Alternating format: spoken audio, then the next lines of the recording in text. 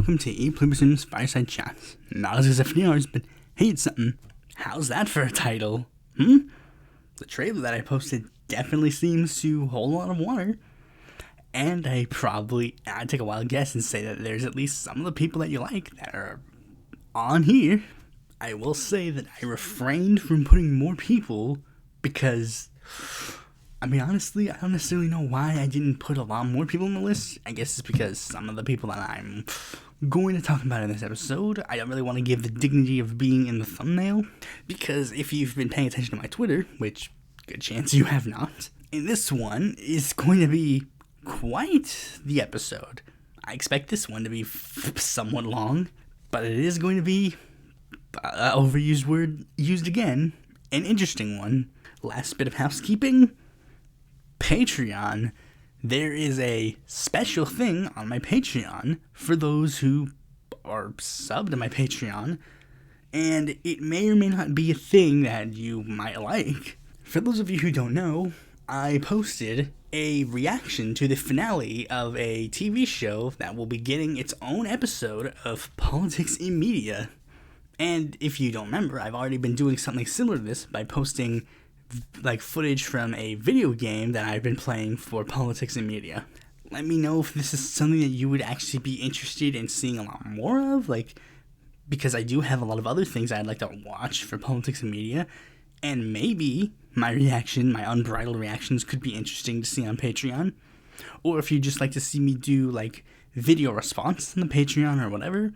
This is something that I thought about originally, but then I was like, I don't know necessarily how comfortable I am making, a full-fledged Patreon series, because I do try to pride myself on the idea of, not putting content behind a paywall, but it's getting to the point where it's I really need to, because even though there are over 800 of you, only 3 of you are supporting me, and it's been 4 years, almost 5, I'm at my limit.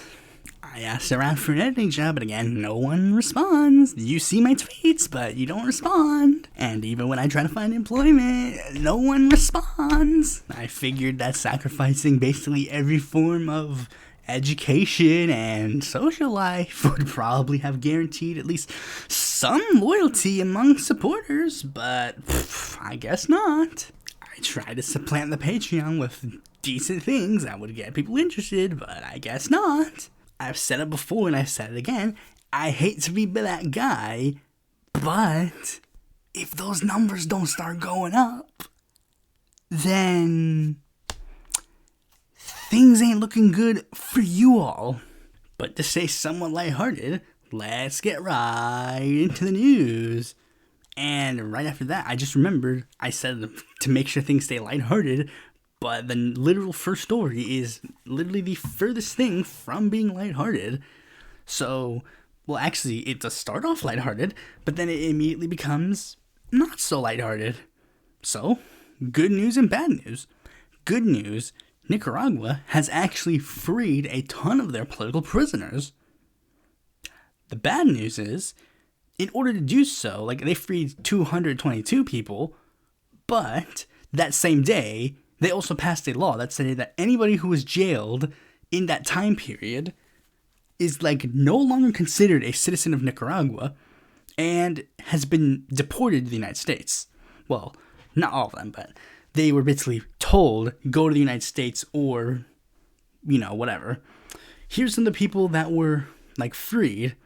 Felix Maradiaga and Juan Sebastian Chamorro, Cristina Chamorro and Pedro Joaquin Chamorro, Arturo Cruz, Medardo Mairena, Lester Alaman, Juan Lorenzo Chamorro, Michael Healy, and Rolando Alvarez.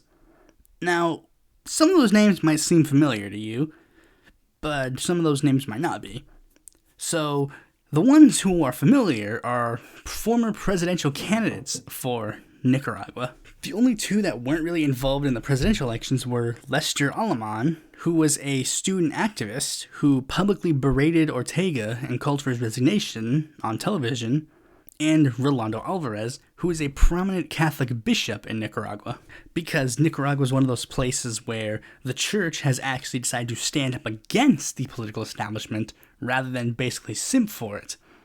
I really don't know why. I guess it was just too much for them to bear. But what is interesting is that Rolando is actually one of two people who, when tasked to go to the United States, like, they were told, like, get out of the United States, like, get out of Nicaragua and go to the United States.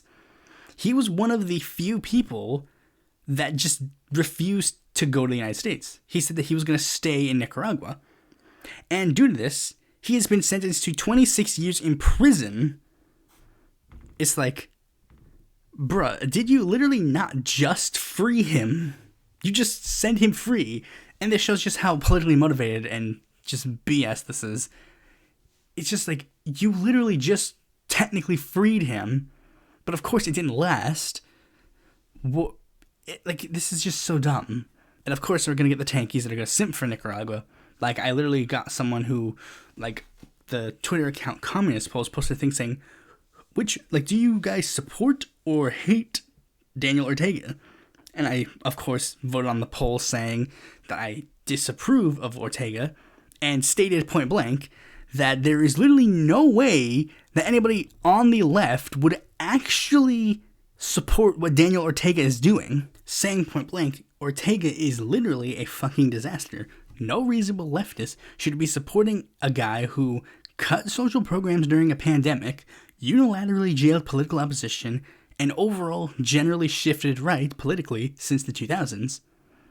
Then a account that is either a bot or just someone stupid, either or is accurate, a person by the name of New England Socialist said, "What's wrong with the second one?" To which I responded with, "What's wrong with unilaterally jailing political opposition? Imagine actually trying to argue that."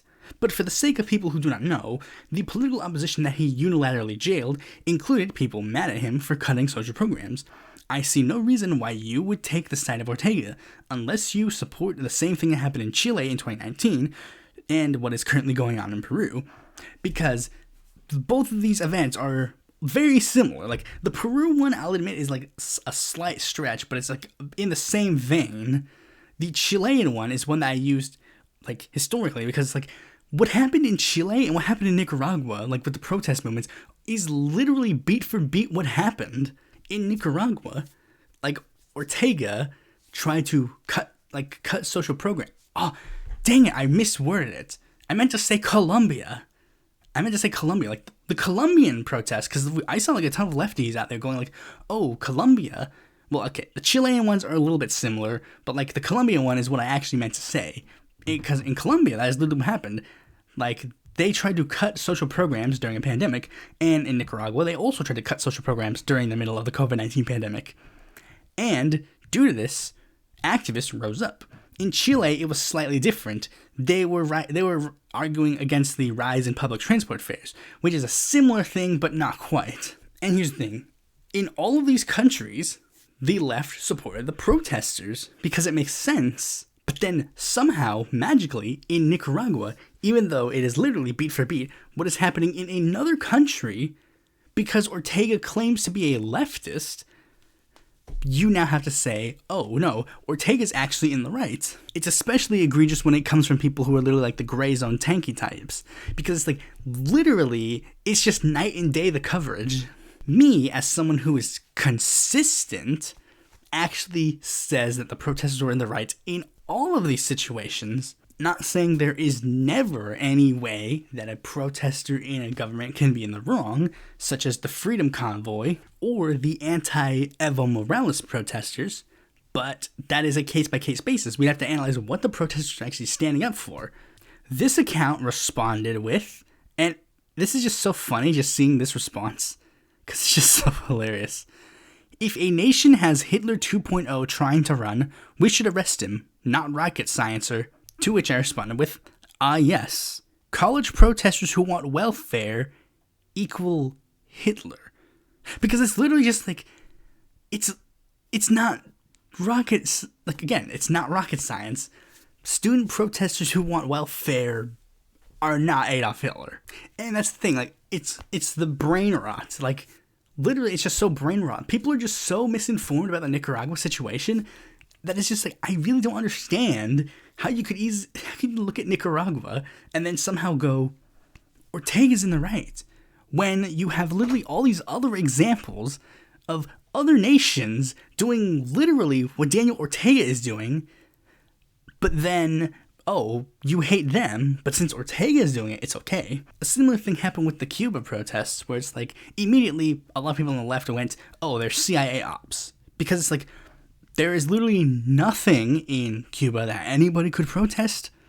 Like, I mean, it's not even, again, you'd have to look at what the actual protesters are advocating for and want.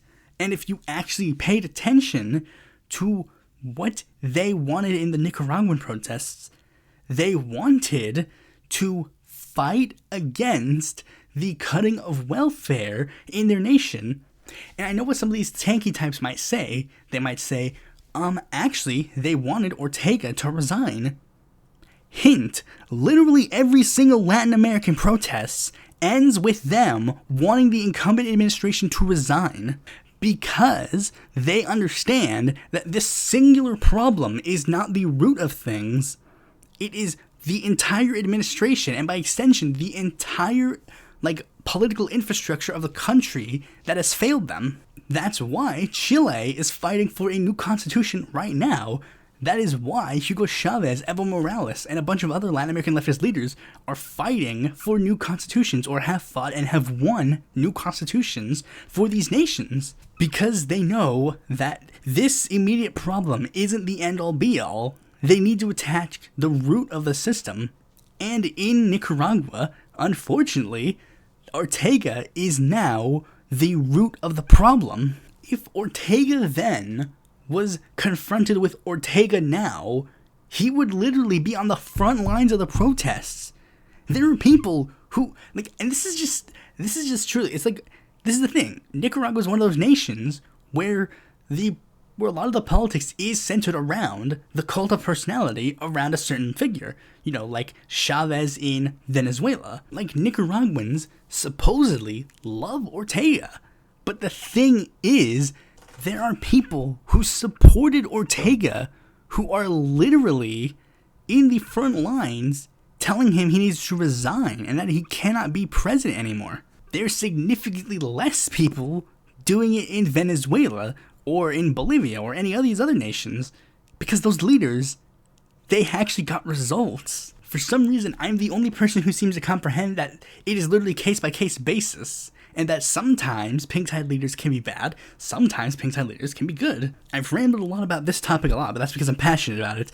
Let's move on to an Anglo nation, one that is very interesting, again. Okay, so Scotland is getting a major shift in their political system, with their first minister, the leader of the Scottish National Party, Nicola Sturgeon, saying that she's going to leave her position. Now, this is a big deal because Nicola Sturgeon has been a very prominent figure in Scottish politics for a long time. She is the longest-serving First Minister, which is the leader of Scotland, essentially. She basically represents them in the UK Parliament, and has basically taken Scottish issues and has put them into the entire mainstream of the UK. She's been a okay leader. I haven't really looked that much into Nicola Sturgeon, but I have looked into tiny bits of her platform, and it's they're not particularly bad. They're not particularly she's basically your average social democratic center left type figure, but of course with a hyperfixation on Scotland, as that's her nation. One of the biggest things that has been her pet issue, well, because of her party, is that she wants Scottish independence, but unfortunately, that has not really been going so hot, even though she's been actively pushing for Scottish independence for a while, and again, has brought this issue to sort of the mainstream of UK politics. The issue is seemingly nowhere close to being accomplished, and many people are getting antsy. And another thing is that the Scottish National Party, even though it's technically center-left social democratic, it is also to a degree a big tent party, and there's one big issue that has been going problematic for her, and that is gender reforms and trans prisoners, because there was a trans prisoner that was, like, apparently, I don't remember the full specifics, but it was, like, a trans prisoner that was a rapist, and, you know, some members of the SNP are very against this, and some are for it, and Nicola Sturgeon can't really, like, coalesce these two groups together. It's sort of like the whole, like lefty turf type thing. Like, you know, the upper middle class, like, progressive feminist that when trans issues come up, it's like all of a sudden they're basically like a hardcore right-winger.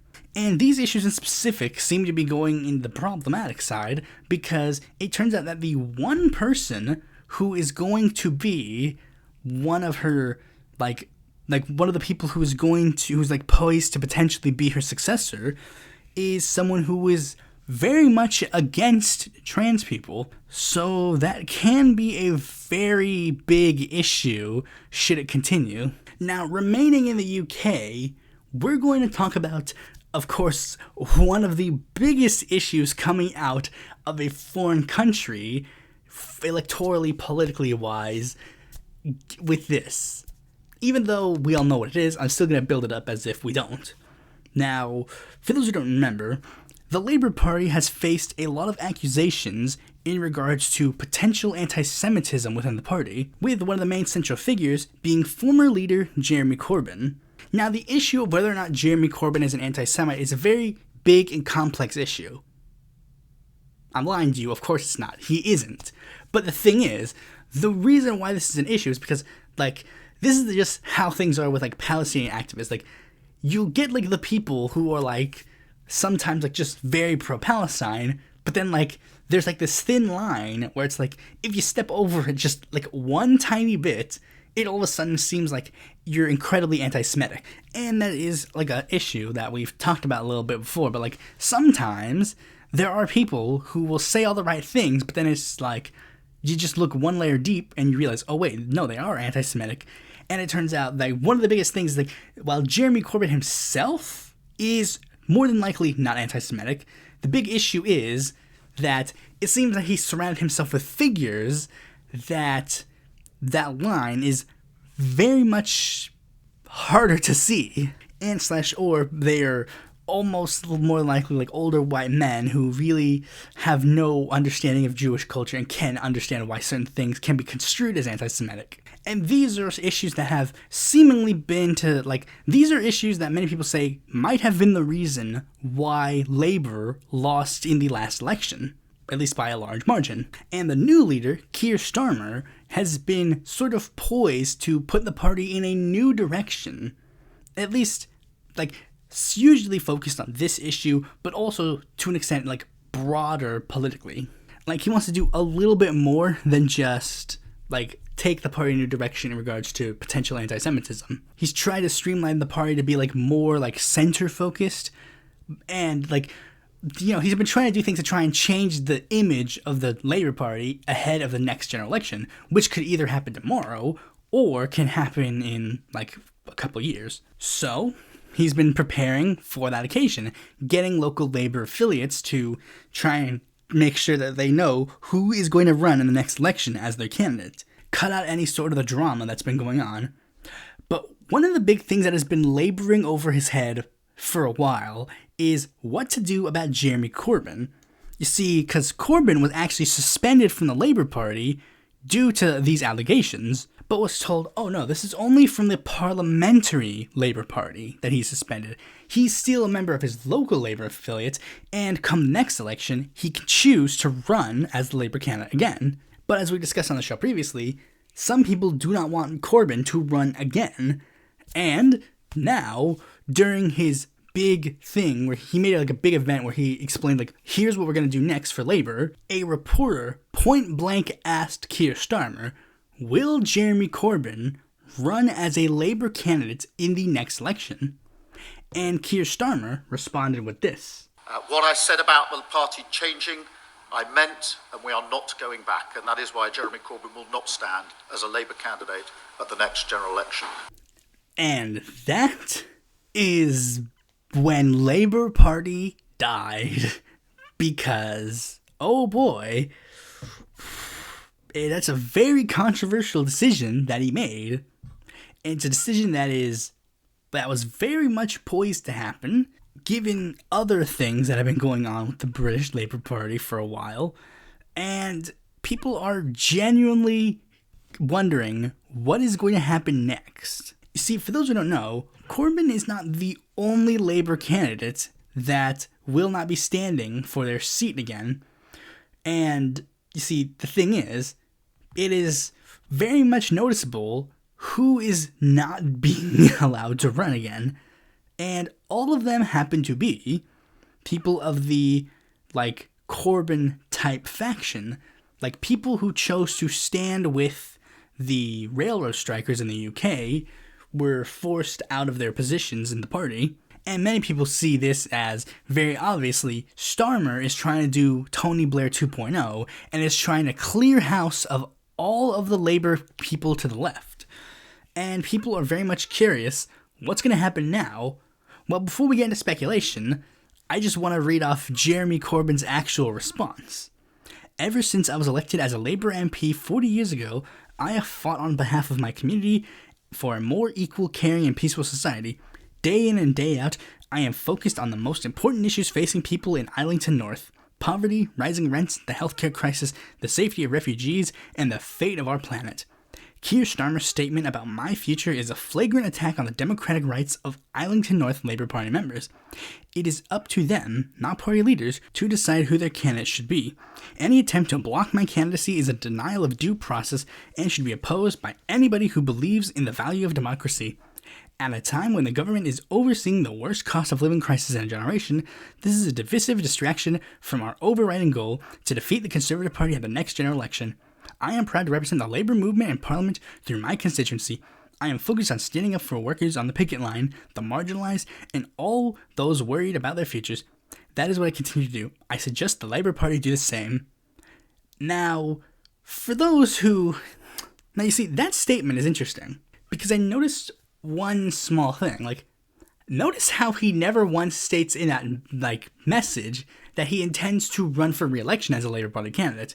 He says that he is proud to stand with the Labour movement, but Labour in that part of the phrase is not capitalized, meaning that he's talking about just the idea of Labour, not in reference to the Labour Party. And that is what is kind of leading into a little bit of speculation on my end. See, I have said that this could be the big push in the United Kingdom to start a brand new left-wing party. The Labour Party has very much been weary in regards to certain things, and it looks like Jeremy Corbyn is going to be the last straw. Jeremy Corbyn is the only person who I think legitimately has the power to start an actual prominent left-wing party within the Labour, within the UK politics. Now, the reason why, there are reasons why he probably will or won't. You see, Corbyn is very much loyal to the Labour Party. It's very much shown. He's basically stood up for the Labour Party for his entire political career up to this point. Even during, its hardest times, Corbyn has stood hand in hand with the Labour Party. So that might be a reason why he might not do it. But I think maybe this might be the last straw. I think at the very least Corbyn's thinking about it, because he does know that to a degree, running as a left-wing, a leftist opposition to Labour can work, because the Labour Party is still having trouble with the last guy they unilaterally kicked out of the Labour Party, George Galloway, and he has significantly less power than Corbyn has. And Corbyn, he can do it. He can take all the Labour MPs that were kicked out of the party, start a brand new party, and then just move on. He has the power to do it. Will he do it? I don't know. But I guess one more thing I should ask and, answer is what is really the problem between Starmer and Corbyn? Well, the real answer is obviously Corbyn is a socialist, Starmer's not. And that's the same common goal with all the people that he's kicked out, that they're actually socialists and Starmer isn't. But everybody's been trying to paint other things, the reason why is that he's a Russian asset and Starmer isn't, or, he's an anti-Semite, Starmer isn't. One of the biggest ones that I saw that was so freaking stupid, and this is kind of the biggest thing that I will use to try and defend Corbyn, because that's a huge bit of contention as well. Okay, so Dianne Abbott, one of the forefront leaders of the Labour Party, one of the things that she's been stating is, like, one of the major differences, like, one of the reasons why this is a big issue between Starmer and Corbyn is that in his heart, Corbyn is a Brexiteer, whereas Starmer isn't. And she's like, that is the reason why this conflict is happening. And it's like, huh. You see, because this is one of the big things that I'm seeing, especially with all Americans who are trying to analyze this. They really don't understand the Brexit issue. They don't understand Brexit and the Brexit issue and how that actually affected what had happened. Okay, so let me run through this one more time, and hopefully the last time, although more likely it won't be the last time, considering people really do not understand the Brexit issue.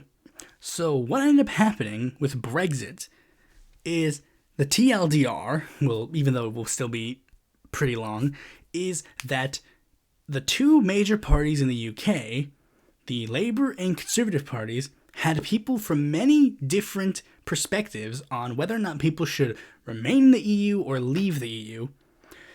One of the prominent examples on the Conservative side was that future, like, Prime Minister Boris Johnson was a huge Brexiteer. Meanwhile, their Prime Minister at the time, David Cameron, was a huge Remainer.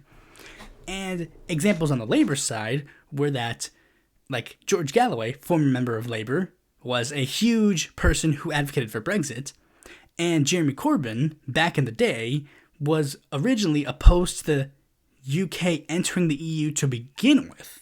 So that led into a little bit of an issue when it came to the Brexit issue, because as opposed to all the smaller parties, like the Scottish National Party, Sinn Féin, Plaid Cymru, Liberal Democrats, the Greens, UKIP, and others, that were small enough that they could actually just make sure that all the people in their party unilaterally agreed on the issue, the, like, British Labour and Tory parties really just had so much broad thought that they could not just tell all their members to vote for one issue. So what ended up happening was the Conservative Party said, we will allow each individual member to vote individually on the issue. And what ended up happening is that a lot of the prominent members within the British Tory party advocated for Brexit. And as such, it seemed that Labour had to advocate for Remain. And one of the biggest reasons why is that the hard right used the EU's lax immigration laws as a huge catalyst to explain why they needed to do this. And also NHS funding, which the Labour Party could turn around and also say, no. The reason why the NHS is losing money is not because of immigrants or the EU. It's because the Tories have been cutting the budget for so long. So right off the bat, you have someone who was at one point a Brexiteer having to advocate for Remain, and not only that, advocate that for an entire party that might have similar understandings like Corbyn. Like, when Corbyn originally advocated for not entering the EU, it's because he saw that as, like, a big handout to corporations who could use free, like free trade and tax write-offs and such. And it's a similar thing to what George Galloway said when he advocated for Brexit. But then, of course, the Brexit referendum ended up winning. So what do you do now? Well, the Labour Party made the smart decision. They said, Brexit's over. We have to now negotiate on behalf of a good Brexit deal. And that was their issue. They were trying to make sure that it wasn't a hard Brexit, and also that the Brexit deal benefited people more than it benefited corporations. And when that was their unified Brexit strategy, and at the end of the day also going on, like, the idea of, like, a permanent customs union between the EU and the UK, basically having Brexit without Brexit, people unilaterally, like, I can understand this. But then came the next election, you see, because that's what happened in 2017, and Labour won a lot of seats. They won 30 seats. Big W for the Labour Party under Jeremy Corbyn. But then the Brexit deal kept falling through. Theresa May just could not actually make a Brexit deal work. So then she resigned, Boris Johnson stepped in, and he was even less likely to agree to any Brexit deal that the, like, Labour brought to her desk. Like, brought to his desk. Like, there was, like, he, like, just wanted, like, pure, like, no. Just pure Brexit, be done. So much that he called for a snap election to bring forth this issue. But since the Brexit negotiations fell through, the Liberal Democrats started pushing for the idea of, no, what ended up happening is that the Brexit referendum was compromised in some capacity, so we're going to have the people vote again on whether or not they want Brexit, which came off like very elitist, like, and of course the Tory party ran on this very heavily, and so did people like Galloway. Like, it's so elitist, like, you're just like, no, you voted wrong in this referendum, you're going to do the referendum again, and you're going to vote correct this time. And unfortunately, the Labour Party also echoed this sentiment as well. So they shifted the Labour Party policy again on Brexit. The issue was not that he was pro or anti-Brexit, it was that he was not able to have a unified Brexit strategy. And the reason why is for the reasons I said it previously, but also because Brexit was clearly not Corbyn's main issue. Like, Corbyn didn't actually care about Brexit at the end of the day. What he wanted to do was end homelessness in the UK, make sure that the NHS was well funded. Heaven forbid. Anyways, I've talked a lot about that, but we still have 2 more stories to get to, and a long main subject, so let's move on to the next story. Dianne Feinstein has officially announced a retirement, kind of. You see, like, apparently, as the story came out, it was revealed, kind of, like, I mean, this is how weird the, like, thing was, because apparently, right after this happened, a reporter was asking her about this, and she told them that she didn't make a formal announcement on whether or not she would retire. And then one of her aides said, no, we released a statement today. And she said, you released a statement? And then she said, well, it's for the best, I guess. You know, basically like, wait. Did she not formally retire? Although apparently it was like a mishearing thing where she thought they said resign, but she said like she didn't make an announcement about that. So it's like, whatever. She's retired. She's done. Either her or her aide has announced she's done. Like, she will not be seeking re-election in the next cycle. And immediately after this happened, Barbara Lee formally filed to run, and a formal announcement is going to come soon enough. I remember when I thought she was going to announce on, like, the anniversary of Shirley Chisholm's presidential bid, but sadly that has not happened, and this is really the only reason that I figured she was going to be nice and let Feinstein retire before she made a formal announcement. And that's nice. But again, this is kind of going a bit badly for her because you gotta talk a little bit about Barbara Lee's chances, because if you actually do some analysis, there's some issues that might come. But first, I guess I should say one more thing. Is Barbara Lee going to be the last candidate to announce? No. She'll be the last major candidate, probably, but there will probably be other people who will, like, file and run. Like, maybe a prominent Republican will enter. But I think on the Democratic side, it's officially done. Roe is still technically whispering around that he might run, but he's also made it very clear that if Lee runs, he will probably not run. But let's pretend as if he does, like, still intend to run, at least for now. Basically, the routes for winning have already been built. So Adam Schiff has already basically painted himself as like he's the safe establishment candidate, the darling of like the liberals in California. He's basically touted like basically a lot of the California delegation has announced support for him. 3 notable exceptions, of course, are Katie Porter, Barbara Lee, and Ro Khanna. I might do a formal list where I show like a lot of the people, where basically I will show a lot of people, but like a lot of people in the California like delegation to the United States House have already announced endorsements of Adam Schiff. Mike Levin, Mel Levin, Ted Lieu, Kevin Malin, Mark Takano, Eric Swalwell, Juan Vargas, Nancy Pelosi, Jared Huffman. Like, he's basically painting himself as like, again, the safe, normal, liberal option.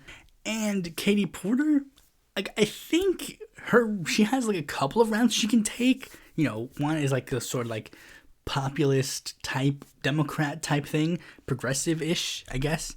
But again, like, to a degree, that's going to be a little hard given like certain people in the field, or might be in the field. You know, of course, Barbara Lee and maybe Ro Khanna. The only other route that she has is that she's a woman, which again actually is an interesting card to play, especially considering the last senator is again Dianne Feinstein, who is considered one of the martyrs of like white liberal feminism. But the last routes would have to come from Lee and Kana. We'll start with Kana because Kana really does not have any routes anymore. The only routes that he can take are like running as like a tech bro or like a Silicon Valley type candidate. But again, that's like the slimmest route that he can take. But a more broader route would be to try and run as a Bernie-crat, a progressive. But as I said before, that field is already a bit crowded thanks to Porter and Lee. Now, Lee is one candidate that is going to have a very hard time, but also might have a very easy time as well. You see, Lee is the most fascinating because she actually has multiple routes that she can use that actually will very much bode to her advantage. For one, she is trying to run as, of course, a progressive, because that's what she is. She's been a progressive for a long period of time in Congress. Another thing is she's black and a woman, which, you know, some people will try to say like, oh, beautiful, but it's like, that is again to her advantage considering California sent another black woman to Senate, Kamala Harris, and now she is not in the Senate, and Barbara Lee has already made that notion, like, we do not have a black woman in the Senate anymore, so now it's again, she's the candidate that can be that. Speaking of, she actually does have one more route she can take. The K-Hive. See, the K-Hive love Barbara Lee because she is a black woman. And of course, you know, they love Kamala Harris, they love Barbara Lee, and both of them, to a degree, have tried to paint themselves as like the new Shirley Chisholm, even though Lee has more credit to the term than Kamala Harris. But that is also a very prominent crowd within California, and that is a route that she can take. And it's like very interesting to see that. We're going to have a very interesting coalition for Barbara Lee. The Bernie-crats and the K-Hivers are going to basically be like, halt the infighting. We know what we must do. I've seen similar K-Hive sentiments with other candidates like Robert Garcia, and it's like, they try to like own me when I speak praises of Robert Garcia, and they're like, Robert Garcia is not like one of those crazy Bernie-crats. It's like, but dude, literally his platform is exactly like the crazy Bernie-crats that you claim to hate so much. That's literally his entire platform. And they say, well, yeah, but he supports Kamala Harris. It's like, dude, I don't care. I literally do not care. Like, I don't care about how Barbara Lee supports Kamala Harris. I do not care. The issues are what I care about. They can support whoever they want. Sure, I would say that people who endorse and backed Bernie in the presidential bids as opposed to the other candidates are probably a lot more serious in regards to their advocacy of the issues. But of course, I'm not saying that you can't possibly be in favor of these issues and then back someone else. We've had a lot of Bernie people who backed Joe Biden in the general election. I'm not going to sit there and be like, you guys don't like Medicare for All because you're voting for a candidate who said point blank he's not going to even consider voting for Medicare for All. That would be dumb for me to say. Things will get even more weird if you actually think about a general election, because a general election will immediately change how the coalitions work again. You see, because here's what's going to happen. You see, Adam Schiff is very much likely to make it to the second round, and that's what many people are expecting. But with California's two-round system, another candidate who is more likely going to be a Democrat is going to make it to the runoff. Now, first, we're going to talk about some troubles. You see, because Barbara Lee is facing troubles because polling-wise, she's not currently doing so hot. And that is very troubling for people who actually want a progressive option to make it to the Senate election, because her and Roe don't really have that much options. They're really, like, they're at single digits in the only poll that's been conducted. Meanwhile, Porter and Schiff very easily at the front of the race. Though that could also be because they announced early. And that's one of the problems. Porter and Schiff announcing early are very much trying to make sure that Democrats, like, make sure that those are the names that you think of when you think California Senate race. That's why a lot of Senate candidates are announcing early now. They want to be there so that people coalesce around them, because that's what Democrats want to do. They want to coalesce around the candidate they think is going to win and just move on from there. They don't want to go through a primary anymore. That's why they try to make sure that they have the safe option going forward. Like, they literally just want a candidate to run and then just immediately get to the general election. They don't want to go through a primary. And unfortunately, Lee is at a bit of a disadvantage since she's waited so long. And I know you might be saying, the race isn't until 2024. It's like, yeah, but again, she's waited a little too long. And historically, black candidates don't do well in regards to fundraising, which Lee herself has stated. Democrats do not give, their black candidates a lot of money, according to her. Sometimes they do, sometimes they don't. And they were saying that Lee needs to immediately get, in a very good position as soon as she enters the race to, actually stand a chance against Schiff and Porter. Another thing that is sort of a detriment to Barbara Lee is that Porter and Schiff have made it very abundantly clear that they're, running for the Senate seat forever. Meanwhile, Lee is facing troubles due to her age, and she's basically trying to say, oh no, I'm just going to be a transition, senator. And it's then why bother running? If you only intend to stay for this one term, what's the point of running? Though what they want is a senator that will be able to stay for as long as Feinstein has.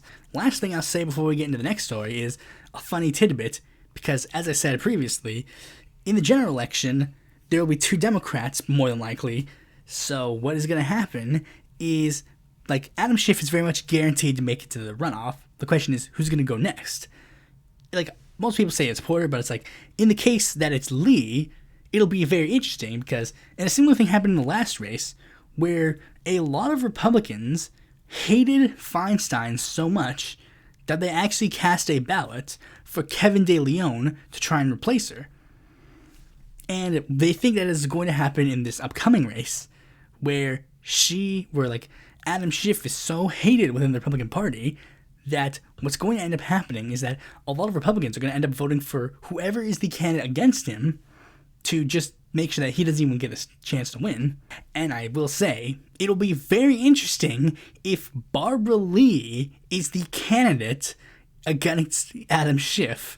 It's this weird coalition of the Bernie Bros, the Warren Stans, the K-Hive, and Trumpsters. And the last news story, which don't worry, I won't have to waste that much time. I'm not really that interested in this story.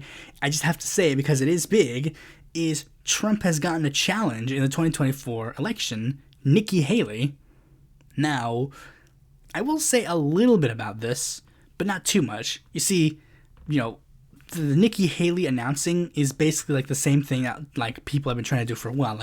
Someone who is quote unquote the moderate candidate against Trump, and Haley is trying to be one of those voices. She's one of those figures that I said previously. She's she was going to stick her finger in the air and see what sticks. An agnostic on the Trump issue.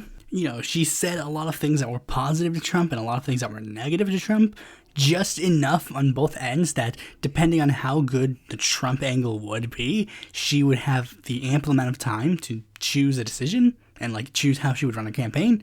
And of course, now the hip thing is to be anti-Trump again, so she's trying to run an anti-Trump candidacy, but not necessarily due to Trump's rhetoric or policies. She's saying that it's just time for new faces within the GOP. Now, one of the big questions about her candidacy is very simple.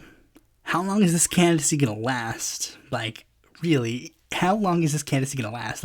Nobody expects for her to, run against Trump through the whole campaign, and I don't necessarily know how long her campaign will be as well, but the thing is, I do know one thing.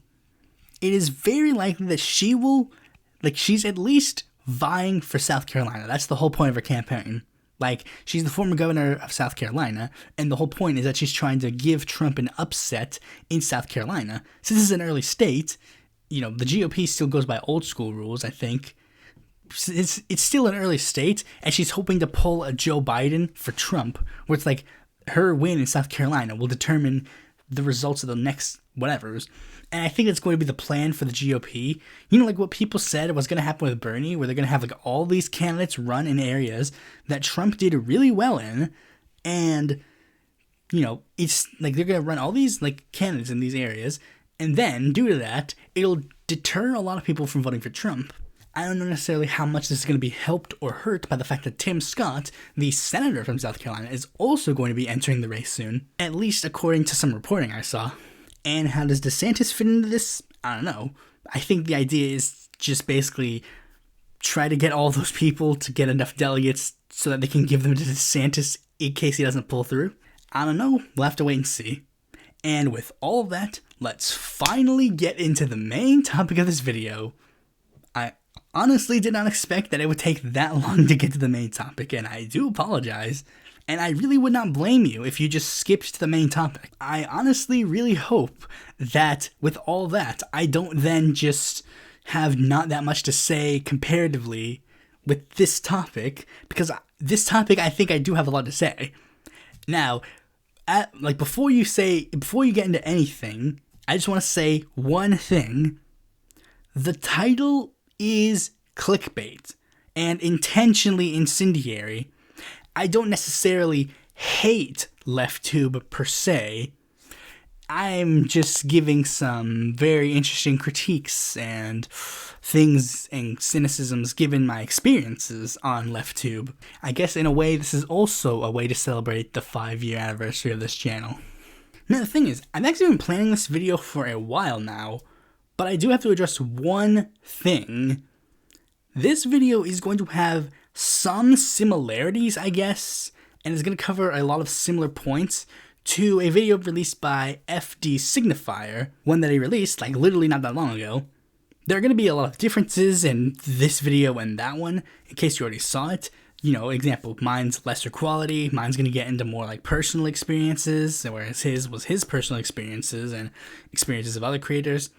Mine is like vastly smaller. Like, the lowest person involved in FD Signifier's video is a creator that's like twice my size. And the other two ones is, mine's probably going to be a lot more mean, and in mine, literally everybody's a target. As the trailer of this said, Pluribus Unum burns bridges with everybody and then wonders why everybody hates him. If you're watching this without having seen FD Signifier's video, I'd recommend watching that one after you watch this one, because he genuinely does not need your help as much as I would, and it would be good to see the points come out of my mouth before they come out of his mouth. And I will say one thing, I did try very best to refrain from editing what I had in this like notepad, but after I saw FD Signifier's video, because like I didn't want FD, you'll see why when I talk about it. So let's just get into it then. Okay, so first we're going to have to start all the way back at the beginning. If you saw episode 100 of my show, do you know that I technically started getting into the online political scene during the 2010s, mostly revolving around the skeptic community, like the Amazing Atheist and whatever. But it would generally evolve into more like general political things, you know, like TYT, as I said. And I wouldn't really get really into it until like 2015 and 2016. And the way you could tell was sort of the fact that I subscribed to a ton of channels in sort of like the left-wing, like, sphere of politics tube or whatever. I would honestly say the height of it was not necessarily 2016, 2015. It was probably 2017, because that's like really when things started like getting big, I guess. And that was like when it was like, I think that was literally at the height of like the pre-Pluribus Unum obsession with this thing. And you can tell I was like very interested in the politics and stuff, because I recall being subbed to a lot of like politics history channels in the sphere, and you could tell like in 2017, this is basically all the people I remember that were sort of like in the politics history sphere that I was subscribed to. The Amazing Atheist, Secular Talk, Humanist Report, I Think Rational National, Jimmy Dore, Chris Raygun, Armored Skeptic, Cult of Dusty, Dark Matter 2525, Mr. Beat, and Freedom Tunes. As you can tell, not all of them are left-wing. A majority of them are. And, you know, with the exceptions of course, being Freedom Tunes, Armored Skeptic. Armored Skeptic was like a centrist, I think, and Freedom Tunes was, of course, a libertarian. Oh yeah, and Mr. Beat, I forgot about him. He's not necessarily a right or left creator either. Now, I was so into it that I would actually, like, add and subtract others into the mix. Like, I would casually watch one creator, and then I would unsub and sub from them for a little bit.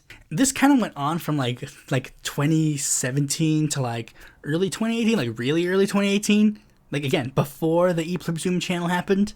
And we'll get into a little bit of this in a future video that I plan on making, that I'm not going to tell you about for a bit, but it's, like, to a degree, I even started seeing, like, problems, like one of the things, Dusty Smith, Cult of Dusty, started like making videos talking about how the skeptic community was being overtaken by the alt-right, and I started seeing some of that when some channels that I would start like looking into and being like, oh, this is interesting, because they like pwned the SJWs or whatever. All of a sudden it's like, wait, this is very interesting. You guys are talking about like very right-wing things, like Bearing and Hunter Avalon and Freedom Tunes. Although Freedom Tunes, I have to admit, I was pretty late into the game, being like bad about. And Armored Skeptic as well. I keep forgetting about him because he wasn't really a political channel. He was, again, like more of the skeptic thing. But again, like it was like also somewhat political. There would also be some channels that I would subscribe to that I literally have no clue about who they are. Like there was this one channel that I remember like watching for a little bit. His name was like Easy on Me, and he was like, again, in the similar vein of like the skeptic channels, like the PNG of a person with their arms crossed and like they had like the upside down cross on their head. I really don't know where he is. I can't find him anywhere, but I remember watching him because he like debunked Hunter Avalon, and that was when I was like, Hunter Avalon's stupid. You could tell I was a young boy who didn't quite understand how politics worked at the time and was still learning some things.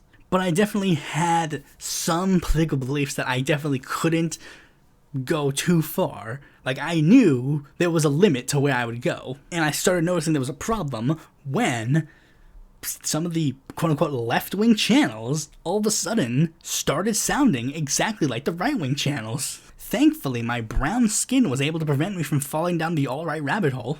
And this is kind of why I still to understand why some people will say like they had like a right-wing phase growing up, because it was just so common to see this. And of course, again, during this time, I also got a fascination with third parties. And due to all this stuff, I started thinking like, I could make content like this too. And I could start spreading my political messages to the internet. This is very interesting. I could provide some very good education as well. I registered the proper domains, I got all the setup, I edited, I posted, and here we are to this day. And oh boy, a lot of things have happened since I started my channel and started posting on it during like early 2018. Steady rise in support. BreadTube started becoming like actually like a prominent thing. Some prominent users came in, new people showed up, some users were cringe, etc, etc. Channel grew, I kinda got better. Some of these new faces that entered the scene, I liked some of them, I hated others. The politics game has changed a lot. Got some elected officials with sort of the help of LEFTTUBE. We had the rise and fall of things like quote-unquote alt-left, BreadTube, LEFTTUBE, CornbreadTube, and a couple of things were interesting. You see, even though I, again, really like the community of BreadTube, LEFTTUBE, CornbreadTube, all that kind of stuff, like, for those who don't know what CornbreadTube is, like, basically it's a subsection of LEFTTUBE that is, for African American creators or African or black creators exclusively. It was a call out to certain things in regards to BreadTube, and some of that we'll kind of get into. And even though as a non-black gentleman myself, I cannot join CornbreadTube, I can still praise the idea behind it from afar. But we've gotten to the point where this community just feels so weird. Like, the ones that I'm subscribed to, I barely click on anymore. And a lot of the new creators that are in this so-called LEFTTUBE, BreadTube, or whatever, they just kind of don't really do much for me. And even though, as I said, I love like CornbreadTube, BreadTube, LEFTTUBE, RoseTube, whatever you want to call it, and, all this kind of stuff, I also starting to notice a lot of the issues, and it's like, what's going on? Well, first, let's just get into the question, like, why don't I click that much on the ones that I'm actually subbed to anymore? Like, for example, like, I'll just tell you the ones that I'm subbed to right now. Like, of all of the channels that you can describe as BreadTube, LEFTTUBE, Socialist Tube, Communist Tube, whatever, like, whatever term you want to use, of all the ones that technically fall under this label, here are the ones that I'm subscribed to in alphabetical order. Alex Kawa, that's because I'm only supporting a friend. Critical Dispatch, because he was like one of the only people in the actual like shoutouts that I said that I actually thought their content was pretty good, but I haven't clicked on their content at all actually. To a degree, Dark Matter 2525, even though he's not really like political, he's still kind of political. Like his most recent video that he posted was like exposing a lot of the bad things people do to like expose things. And he is left-wing, at least progressive. Question Time, he's like this LEFTTUBE creator that like posted like videos regarding just elections or whatever, but he hasn't posted like since the Biden administration began. Secular Talk, but that's because he's grandfathered in. I haven't really given a crap about his content for really a long time. Sunflower Socialist, the Gravel Institute, and they haven't really posted a lot either. The Humanist Report, again grandfathered in. Rational National, also grandfathered in. Vosh, and one more that I'm actually going to leave as a surprise for the ending of the video. But the thing is, I barely click on a lot of their content anymore. Like, very rarely do I actually I don't think I've actually formally watched a Secular Talk video or a Humanist Report video or like a Rational National. I haven't watched a single one of their videos recently in such a long time, actually. Now, why is that? Well, there are some reasons as to why. For starters, I actually avoid their content from influencing me. And I mentioned that a little bit before with the FD signifier thing. Like, you see, one of the biggest problems that us smaller creators we get is that we basically try to parrot the talking points of a larger creator. So if I knew I wanted to talk about a particular news story, I would ignore when that particular news story came on from another creator in my feed. However, the thing is, I just kept doing it. And that would kind of just push them off my radar. And since I wouldn't be in the schedule of watching them consistently for so long, now I'd be like, huh, you know what, I actually don't really need to watch their content, to the point where basically those three are empty subs to me. For example, I'm still subscribed to Smosh, even though I literally have not clicked on a video of theirs for literal years. There are also other channels that I have subscribed to that they have not posted a video in literal years that I'm still subscribed to, just because of whatever. And to a degree, another reason why I don't watch a lot of their content is because, frankly, a lot of their content has just gotten bad. It's not even necessarily just it's just gotten bad. It's just that, to a degree, it's also not gotten better. To pick on the Rational National, it's his content is literally the exact same to when I first subbed to him. And now, to a degree, that is good to a degree, but it's also literally no improvements whatsoever. And Secular Talk is he's literally the most noticeable example. His content has literally just tanked in quality. The quality of his content on this channel is so bad. What he is posting now is what the Progressive Voice was posting when I first critiqued him. Literally, his content has gotten that low quality. Another creator example is one that is not really one that I subscribe to, but one that I have seen a lot. Bad and Banana. Bad and Banana has just let fucking internet world just take whatever potential sanity and good things and actual quality research and stuff that he has completely down the drain, and he's just completely objectively just gotten worse quality wise. I said in the original one, it usually stemmed from his second channel, but it has slowly started seeping into his main channel, where it seems petty internet drama is sort of his main focus to a degree. And another thing is a lot of the newer guys, they're just bad. A lot of the newer content creators, Jackson Hinkle, the Vanguard, these guys just suck. I don't get it. Why do these guys have so many subscribers? They literally are just trash. Now, another thing is sort of this is sort of the last sort of petty-ish thing in regards to this. It's also related to the content quality, but it's some of the content quality hasn't worsened per se, but I've just noticed that it really wasn't that good at all. Humanist Report, for example, and it's a lot of the same people in this sort of sphere, they're copying the sort of the Cenk Uygur style of content, where it's it's supposed to be a news show, but a lot of the times he just doesn't cover news. Humanist Report just does not cover news. That's a lot of problems with a lot of these guys. They're supposed to be news channels, but it's this isn't news. This is basically a lot of the Humanist Report's content now. this particular late night host of a news segment or like a mainstream media thing said this really, really cringe thing. Let's take a look.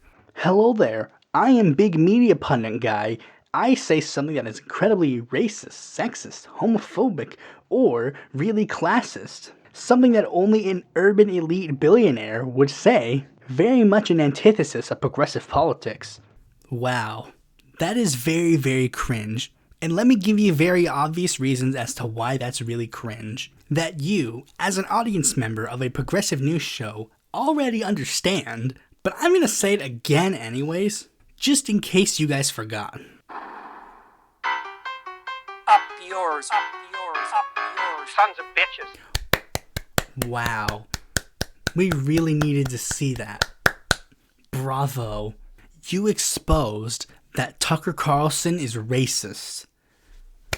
Wow, I've never heard anybody say that before. I've never heard that before.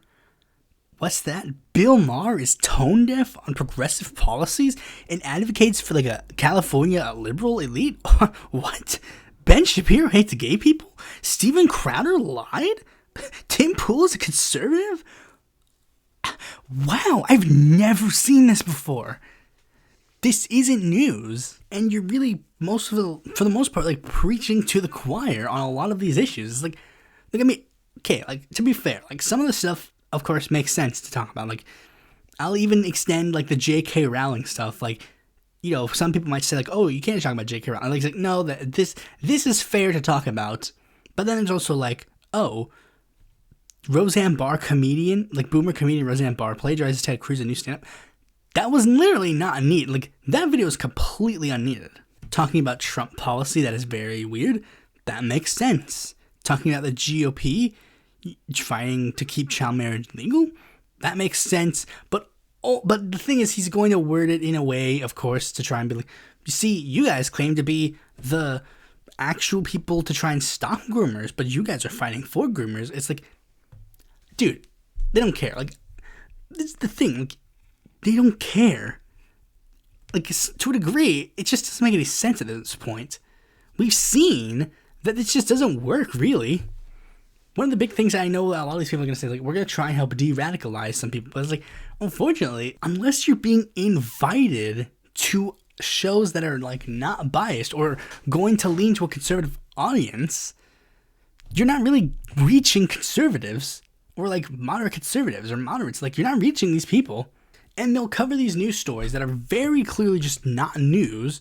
Meanwhile, there are actual news stories that will never be covered by these creators, particularly in regards to like a candidate or Latin American election. For example, like Fetterman's win, Boric's win, Petro's win, CMR's win. Like, none of these things were talked about in the lead up to this thing to raise awareness for these issues. Like, I had to basically beg for any of them to talk about John Fetterman for a long time, and even then, I know for a fact that my actual things bring that their attention that didn't even bring that up. Like, they only brought him up because they wanted to bring him up at late into the game when it was like, oh, he's pretty much guaranteed to win. Xiomara Castro, she was only brought up like literally the day after she won. A lot of these like guys were like patting themselves on the back, like, we did it, we like saved the left in Latin America. It's like, the fuck you mean we? You literally have never. This is literally the first time you have mentioned Xiomara Castro or have tweeted anything about Xiomara Castro. This is literally the first. I guarantee you just found out who Xiomara Castro is today. The worst example, really, from my end was for like some certain candidates like Lucas Coons or maybe Gary Chambers, candidates that are like, if you spent any modicum of anything giving support or raising awareness for certain candidates, you 100% probably could have changed the results of an election. Like freaking Gary Chambers, he was literally on the verge of actually making it to the runoff, but of course, why talk about him? Why not talk about Bill Maher again? And this is one thing I'm actually like, it's a good thing for. Like, Dave Rubin has officially been taken out of the roster for these people at this point. Like, at least I hope so. To be fair, I don't think 100%, but it's like, he's not talked about as much as he used to be. Like, Dave Rubin, he used to be talked about, like, they talked about him, like, too late, but also, like again, like, they talked about him, like, way too late for his anything to be relevant, but they just kept bringing him up all the freaking time. Like, Dave Rubin claims to be a liberal, and yet he said that conservatism is the way forward for America. This is so weird. It's like, gee, it's almost as if Dave Rubin literally turned to conservatism a long time ago, and he has not even used the term classical liberal to define himself politically for a long time, and yet you're still going to do the thing where you're like, Dave Rubin claims to be a liberal, but all he does is preach right-wing talking points, even though he's literally just admitted he's a right-winger now. Like, there's no need for you to say the thing about, like, look, real liberals, quote-unquote, like Dave Rubin, and it's like, like, Jordan Peterson, Jordan Peterson, I really don't get why people talk about Jordan Peterson still. I mean, I get it to a degree, because, like, he says, like, transphobic stuff, but it's, again, like, isn't Jordan Peterson a little past his prime at this point? But, of course, that one is another one that I will be like, okay, maybe I'll grant some leniency there. But, like, there are a lot of people that they really just should not talk about anymore. Like, we really need to remove Bill Maher from the lefty field talking now. Just fully take him out. Like, there's no point in having Bill Maher in the talking field anymore. But this is, again, like, somewhat of a petty thing.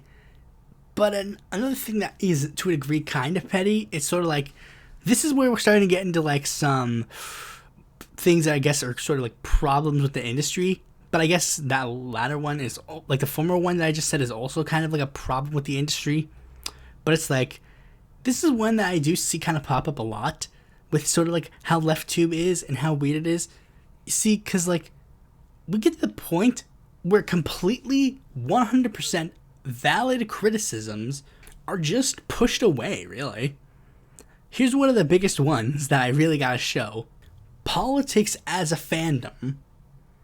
Now, I know there are a lot of creators that are going to see that and then immediately scoff, immediately just brush it off. But here's the thing. Politics as a fandom is a 100% valid criticism of a lot of prominent political figures on the internet.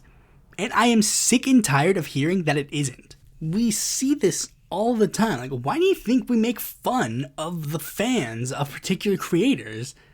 Why do you think Vosh continually makes fun of DGGers? Or why Vosh continually makes fun of, like, Jimmy Dore people? Like, why do you think these prominent creators make fun of, like, Jimmy Dore fans? Or, like, makes fun of, like, all these people? Because, like, yes, politics is a fandom. Like, with literally, you guys are entertainers. Like, you guys honestly can't think that you guys being creators and entertainers are... You guys honestly think that this isn't going to lead to a fandom? You're a YouTuber. You're a Twitch streamer. Of course you're going to have a fandom. And of course, a lot of the people in your fandom are going to take your word as, like, the Holy Bible or whatever. And it even gets to the point where, again, as I mentioned before, people who are in your fandom will sometimes start smaller channels and become smaller creators in the field, and will then parrot your talking points going forward, in the hope and vein that they're going to end up in the clique. They'll say whatever they have to say, they'll go in to do whatever they need to do. When Vosh makes an argument that very clearly is wrong, they will sit there and defend the argument as 100% right, no matter how many times you point to the fact that they just are objectively wrong. And don't think that this is just me pointing the finger at Vosh. I'm just using him as an example. Because, as Vosh states, people who hate him do the same things. But the thing is, it's different because they're doing it against him. And for them, it's different when Vosh does it because Vosh is doing it against them. It's okay for your side to do it, but not the other person's side. You see, and you're starting to hear where this is going to sound similar to FD Signifier. One of the biggest problems with LeftTube, BreadTube, every single tube that there is, drama. All these people want clicks and they want drama. That's what they want as content. They want clicks, views, and drama. And that is another problem. Like, that's what basically every other LEFTTUBER seems to want, but I don't. That's why I'm not subscribed to a lot of the newer ones, because a lot of the newer ones are basically trying to very much just cover all of the drama with all of the big creators. Now, I'll be the first to admit that sometimes a good internet drama is very interesting to see. Like, one that is not political related is one that has been going on in the animation community. I don't want to divulge into it because it is very much not really relevant to the topic of this video, but also it's very personal to a degree. But if you hear the phrase, just stop, and then don't think that that is just a phrase, then you know which one I'm talking about. And it's interesting to see from an outsider's perspective, though admittedly, sometimes it's hard to see as an outsider. But when you're in the LEFTTUBE sphere, sometimes drama is really all you get. Like, seeing it, like, once in a while. Like, because I remember when dramas used to happen, like, literally once in a while. Like, I remember, like, there was this really old YouTube drama where it was, like, this big content creator, and he, like, said something very controversial, and it became, like, a big drama for a lot of creators to, like, respond and talk about it. But it just really is bad when it's basically happening every day. And sometimes drama is warranted. Like, if a big creator does something very problematic, or if a smaller up-and-coming creator is doing something problematic, then it is good to have that information readily available for people to see. But a lot of times, drama, as many people say, is just drama. People starting shit for whatever. And it's even more problematic when you actually, like, start watching, like, when there are channels completely dedicated to drama, then you'll start to see why it's a problem. Because sometimes people who are really into drama will manufacture drama to start more drama. How long can I say drama before it, like, basically becomes meaningless? And all the different sects of the internet, the debate bros, the video essayists, cornbread tube, trans Twitter, tankies, non-Western leftists, vote blue no matter who lefties, like, all of these people, they just want to tear each other down. All they want to do is focus on the negative, the negative, the negative. They just want to tear down something that is already prevalent and not actually build something up. But sometimes they'll build up the things that they very much claim to hate. Like, for example, Jackson Hinkle. Jackson Hinkle is this guy who came out of nowhere, and now all of a sudden he's this very prominent figure being invited to all these, like, big rallies, basically standing next to literally former members of Congress, getting to talk to, like, very prominent voices. Like, how did Jackson Hinkle get here? Because Secular Talk, Vosh, Andrei Ravinsky, Sam Cedar, Dylan Burns all gave him a platform. Even if they were bringing him on the platform to criticize him, even if they were bringing on the platform to talk negative about him, the only one that didn't do it negatively was Secular Talk, who brought his name up on the Joe Rogan podcast positively. But the rest of them, they claimed, oh, we were trying to, like, make him look bad and critique his ideas. But all it did was grow Hinkle to become this very prominent political force. And a lot of these people will do that on the Twitter sphere. Matt Dimitri, freaking, there's this one kind of cool guy, but it's like, again, all he does is post clips of, like, Jackson Hinkle and Jimmy Dore. It's like, you're keeping their names in the news. When the Twitter algorithm sees you posting Jimmy Dore's name like 100 times a day, you know, shock of all shocks, they're going to think, oh, people want to see more Jimmy Dore.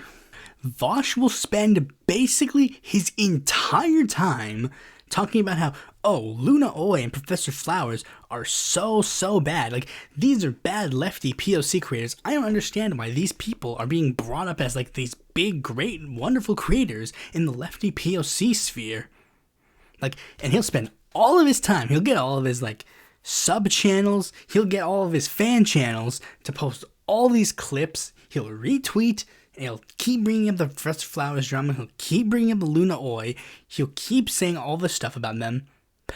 But he'll take his sweet-ass time making that small lefty POC list of of creators that he needs to build up positively. And before all the Vosh haters started, like, clapping, you guys are at fault of this too. Why the heck does Vosh trend on Twitter every day? It's not positive.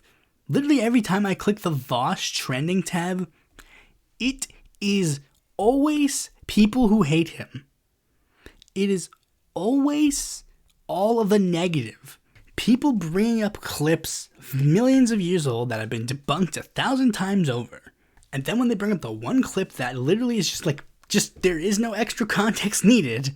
There was no extra point. There was no, like, other thing. There was literally just a thing they said.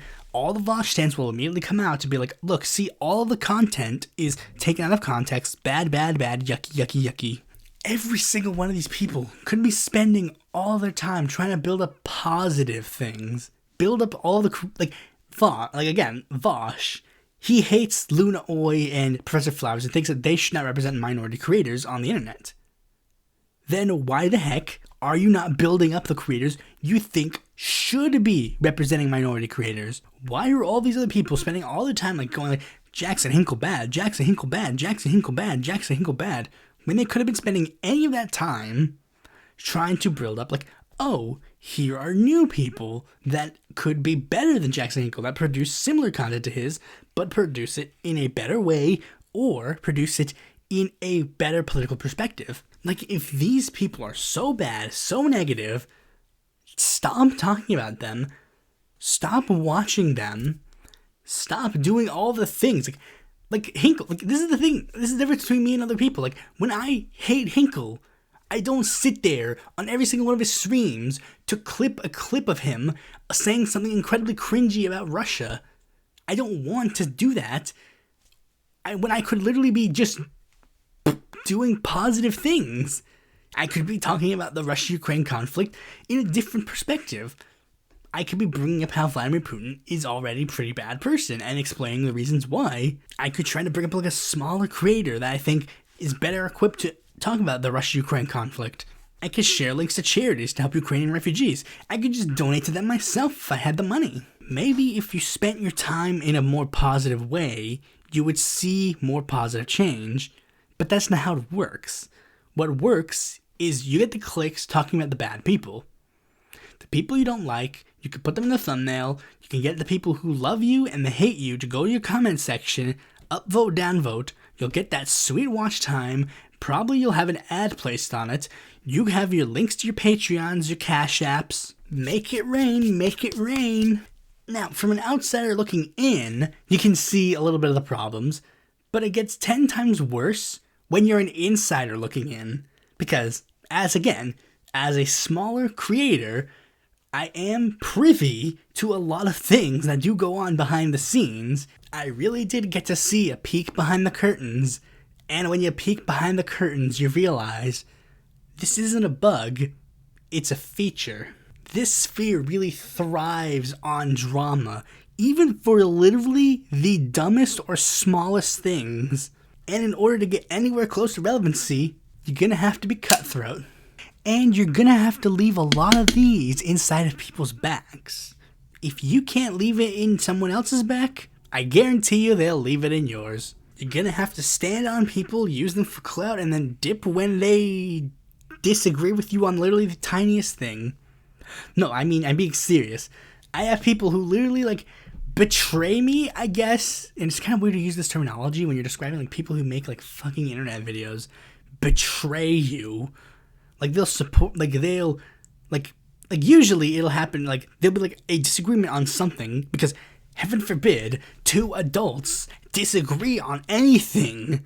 Like, it's literally like, instead of talking things out like a normal human being, since everybody's online and you're just faces on a screen to people, it's literally just like, oh, you support X, you're the biggest sinner in the world, and I'm gonna cut all my ties with you. Literally the two basic examples from my internet history are Eclectic Radical and Enkino, or Quisqueno, because, you know, he has to, like, use, like, this 30th account after he gets banned for, like, getting involved in drama and harassing people, whatever. Like, again, these are, like, people that are, like, you'll literally have, like, one day it'll literally be, like, you're in complete and total, utter agreement with them. And then the next day, all of a sudden, it's like, oh, you're evil, disgusting worm. Oh, here's another example. The fucking, guy who, like, posted Shoe on Head's nudes in a group chat I was in. What was his name? Paul? One of his, like, alts is still subscribed to me on YouTube. Like, he literally, like, DM'd me, like, one day being like, oh, I'm such a huge supporter. You need to spuck up, dude. You need to understand, blah, blah, blah. And, like, this long spiel about, like, oh, how follow your heart, follow your dreams, whatever. And then literally 3 days later, he was like, your content was boring, mid. Literally, objectively, what's the point in you making content anymore? Like, basically, like, completely just complete 180. And the same thing happened with these two. Just, like, one day everything's all hunky-dory. And then the next day, for some reason, you're just like, oh, magically, you're all just, like, completely irredeemable. No matter, like, literally anything. You just... And one of them I'll get into, but I guess I'll go into one now. Like, the Eclectic Radical one. I've talked about it before, but it's, like, basically the TLDR is...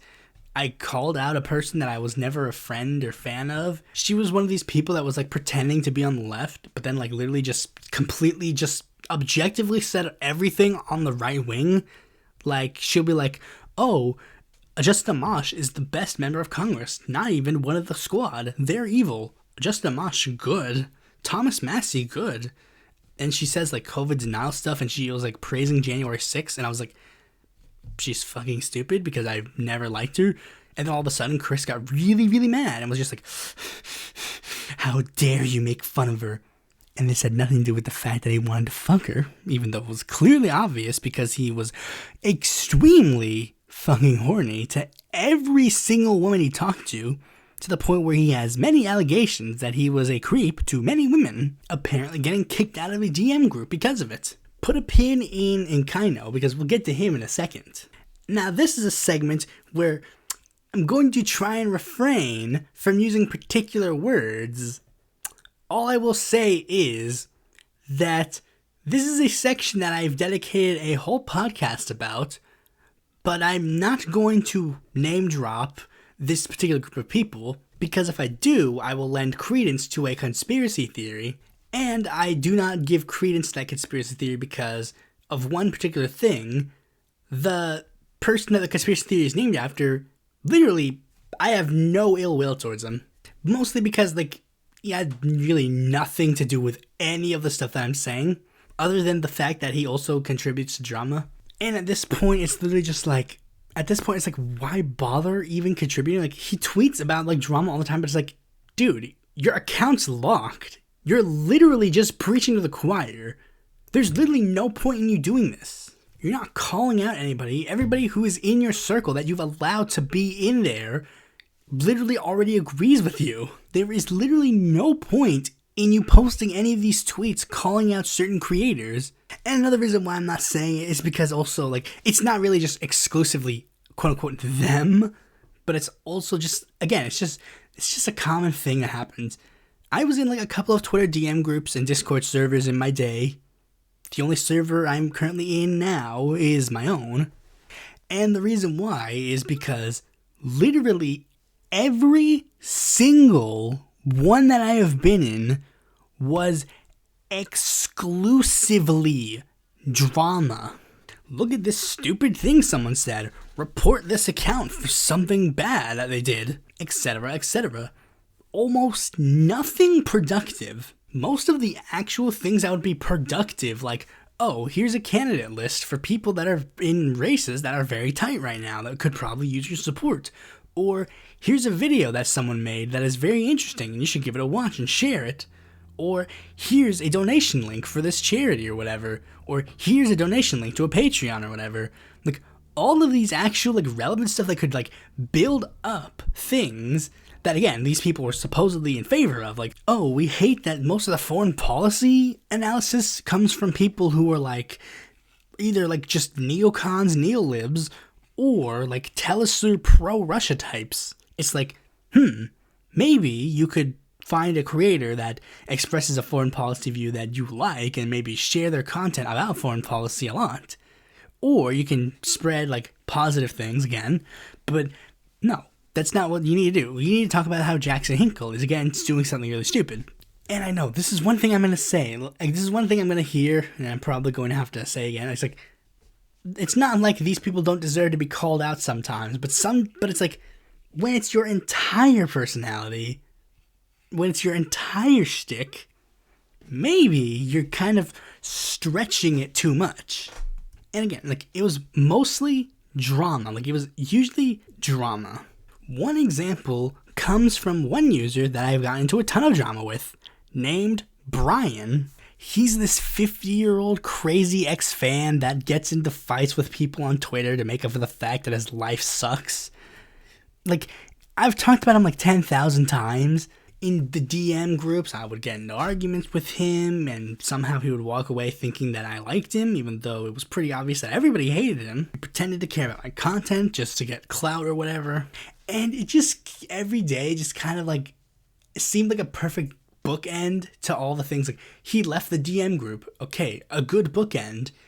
He blocked me. Okay, good bookend. Like, I posted like this long thread explaining all the bad things about him. Like, good bookend. Like, even though I said like a lot of times, like, it was just like, I'm done talking about Brian. I have no interest about what Brian's up to. I literally could care less about who he is. And everybody was in agreement, like, oh yeah, we don't want to talk about Brian anymore. But the posts just kept coming. They just kept posting about him, like, hey, check out this stupid thing he said. And every time, we'd all get pulled back in. Everybody would get pulled back in. Like, everybody felt like, oh, we need to talk about Brian. We need to say more things about Brian and how he sucks and how, like, he's doing this very cringe thing. Me especially, just like, I literally was just like, I literally made a thread, a tweet thread, explaining all the problems with Brian. I sent it to all the people that were famous that followed Brian. I said, like, look, this is the bookend. I'm done. But I kept getting pulled in. It's like, it's not even saying that he didn't deserve some of the pushback and some of the criticism and some of all this stuff. Like, it's like, if you know what he did, you definitely know that he deserves a lot of the stuff that has gone his way. He is an incredibly bad person. But the fact of the matter is, like, I've been done. And I don't want to just keep going back to him because the threat, like, and the reason why I kept doing it, and the reason why everyone else kept doing it is because here's what would happen. I'd post this thing like, hey, look, Brian said this stupid thing on Twitter, and I posted this funny reaction image about, like, oh, that's kind of shocking that he said that. Like, retweet, like, retweet, like, retweet, comment, oh, that's so funny, Brian's so weird and creepy. That's what got it. Like, literally, that's what would get it. I would like this low effort tweet talking about how, oh, Jimmy Dore stinks. Jimmy Dore? More like Jimmy Snore. And then, like retweet, like retweet, like retweet, like retweet. Because that's what they wanted to see. They were the Italian man with the music box, and I was the monkey with the freaking cup. Dance, monkey, dance. You post the things we like to see you post. We give you your likes and comments. Yeah, sure, we ignored, like, the tweet of yours where you're like, hey, here's this interesting video that I spent, like, hours making. Cool. Post more Brian stuff. And this is the thing. This is the same thing that happened to Brian. This is the thing that actually, to a degree, Brian kind of gets. And I gotta preface it with this, because I know some people are gonna take this out of context. Brian sucks. I hate Brian, 100%. It brings me disgust even saying words like that Brian has a point to a degree. But Brian said it to a degree. Like, he said that that's what happened. He would post the tweets of, like, the harassing of the certain people. And to a degree, they liked it. It's like, yes, he's calling out the creators that we hate. And it was only when he was doing it like 10,000 times that it immediately got creepy. Unlike the rest of them, I was literally, like, the only person that was like, it's really weird that this, like, 50-year-old man is just coming in here with this, like, really weird demeanor. and is kind of like weird, and when he talks to women and stuff, it's like, this is kind of weird. Like, I hated him day one, and no one else did, because he did the thing that they wanted him to do. And then when he does the thing that he, I guess, kind of wants to do, with this stupid little, like, video Prince remakes, whatever, they get, like, basically nothing. Which I don't necessarily know why they didn't, because it was, like, the first couple of ones are basically, like, in the same vein of what he was doing in tweet form. I guess it was just because, like, he started with the harassing first, and then ended with this. That's a tip for any of you LEFTTUBers. Don't start with the harassment. That will probably turn people off. And I think I literally said a couple of times, like, guys, can we, like, stop posting about Brian? Or at the very least, I made myself known about the fact, like, I kept posting about Brian. It's like, guys, I really don't care about Brian. But it's like, that's, again, it's just like, oh, they can do whatever they want, I guess. It's like, this one to a degree is sort of, again, like, kind of petty, but kind of gets to the broader point about, like, drama. But I know what a couple of you might say. You might say, well, okay, it doesn't really necessarily matter that they do drama a lot, as long as the drama is done in the right way. Like, they only call out bad people when they do bad things, and things aren't, like, in a weird place. But the problem is, that's not always what happens, because a lot of drama is very much not in this sort of vein. And this type of, like, drama sphere circling will happen even when they're objectively in the wrong. And this is the biggest example that I remember. There was this drama surrounding the Revolutionary Blackout Network member Unholy Rome. He was flipping out on a guy named Don in a call. This guy, you might have seen him on Twitter, his name was like the World of Don. Don Ford. He was like this activist guy. And what happened is, he like posted a video of Unholy Rome and him on a phone call, and Unholy Rome was saying like he was saying in very mean terms, like, you need to stop, like, talking about blank, or else people like you, like, people who do this are gonna get capped. Basically, like, threatening Don. And, of course, what happened? This made its way into the DM group, and then people were like, yes, we've got Rome now. Rome is crazy, it's stupid and crazy. Everybody retweet this video and like and share and make sure that everybody sees how stupid and crazy Rome is threatening someone's life. And of course, a lot of people jumped on the trend to do so. And I was about to do so. But then I was like, wait. This phone call is like halfway done. So we don't know what led to this. So I actually decided to do something interesting. Instead of jumping on the bandwagon, I asked around to get answers.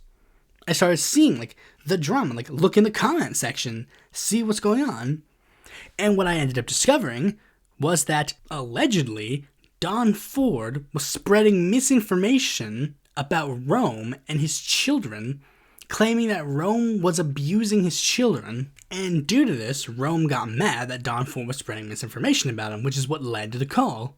Now, this is a bit of a he said, she said thing, but I knew for a fact that Don Ford had a long history of making some very erroneous claims, so it was very believable. So I brought this up to the DM group and said, like, hey, in actuality, it seems that Rome might actually be in the right, and there might actually, and this whole like spiel and this whole drama was actually kind of pointless. And when I said that, one person in the DM group point blank told me that they did not care about this being true or not. That all they wanted to do was destroy Rome's reputation. And I got into an argument with them, and they're basically they just wouldn't listen to me. Just like, dude, why are you just okay with spreading misinformation on the internet about something that you probably are in the wrong about? And just like some of them did oblige and say, like, yeah, this is probably not then Don's best case, and like I think took down some of their tweets talking about it. But some were just not willing to listen because, again, this is just what the sphere did. The sphere made it so that drama and destroying each other is what reigns supreme. The truth now no longer matters. A complete antithesis of my belief system, in which truth matters very much. all this shit's for the brand. It's all for the brand. All for, like, the clicks, the dramas, the views, the likes, the retweets. Like, and these are some of the things that sometimes I would, like, overlook in, like, normal other contexts. Like, again, as an outsider looking in, you don't notice certain things, but then when you become an insider and certain things are now thrown back at you, you suddenly realize, oh, this is what people were saying the whole time. And the biggest example of this for me was a big critique about the debate bros that I originally never really gave a lot of things to look about. And it was the thing where it's like, every disagreement must turn into a debate. It must turn into content to be viewed and watched by many. And this comes from the other knife that was in my back. Thing that you've been waiting for, I guess. After Castillo tried to initiate a self-coup, and I was in one of the Discord servers, I pointed out the objective fact that Castillo was veering right since the beginning of his political career. Inkaino, admittedly knowing nothing about the Castillo administration and election apparently, like, he admitted point blank that he didn't know much about, like, the election and stuff, and I did, so, you know, I made the argument with my knowledge to explain the situation. But even though he knew little, he apparently still wanted to make arguments. And one of the big things that he was contention on was the fact that it was a self-coup, but I brought up, like, reasons why I said it was a self-coup, bringing up its similarities with what Fujimori did, and again, showing Castillo's veering to the right. One of the things that I used to explain this was, like, his prime ministers, the first one, of course, being Guido Bellido, and each one getting more right-wing. Well, Inkaino was not really a fan of Bellido, because Bellido said of the Shining Path, a controversial Marxist-Leninist cult militia in Peru, the country was in a disaster state in 1980. Some Peruvians took the wrong path. Are they Peruvians or not? They have rights. And he basically said, like, that statement disqualifies him from being good. And he said, like, he expressed support for the Shining Path. And I said, where did he express support in the Shining Path? And he said, in this, like, quote, he said that he supported the Shining Path. It's like, but he didn't.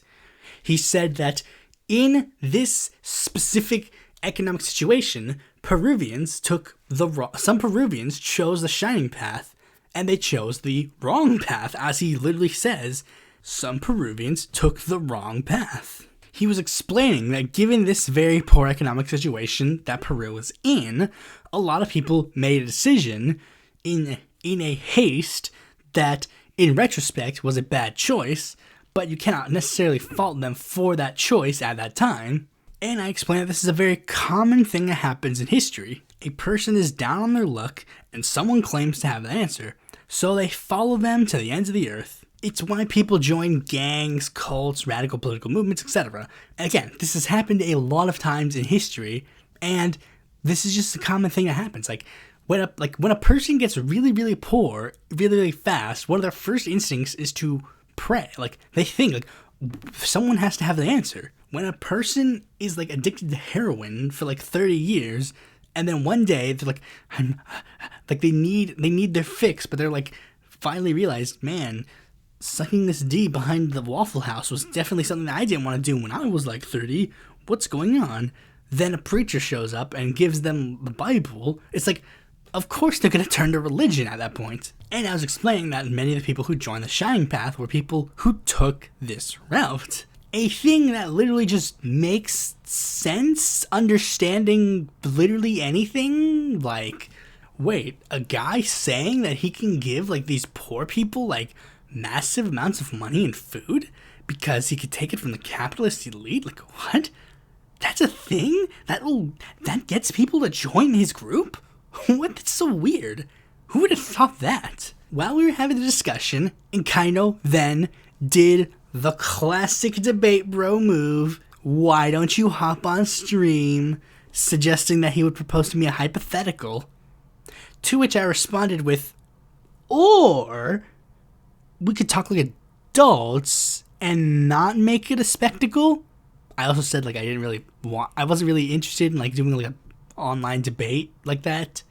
I'm more better at, like, typing my arguments than it is to, like, say them, at least not without like a lot of like research prior. He then asked the question of if I applied the same standards to the Nazis, which I perceived as literally one of the stupidest questions you could ask for this particular thing. Because like far-right political groups are literally like the go-to when talking about this kind of thing in a political field. So naturally I said, well, yeah, and then as I was going to further expand upon my point, he went, lol, banned, and that was it. Like, literally, that was just it. It's like, I guess the entire history of how Germany being put in a terrible economic situation thanks to the aftermath of World War I, leading to high amounts of inflation and basically a kickstart to the Great Depression for them, leading to a rise in support in fringe radical political movements like the communists and Nazis, you know, literally leading to Hitler's rise in power. Like, what? I thought this was like very basic stuff that everybody knew. And we have like modern day examples of like this exact same thing with the rise of the alt-right. Like, I literally do not understand what was the point in that conversation. Like, I do get the point. The point was he just wanted an own.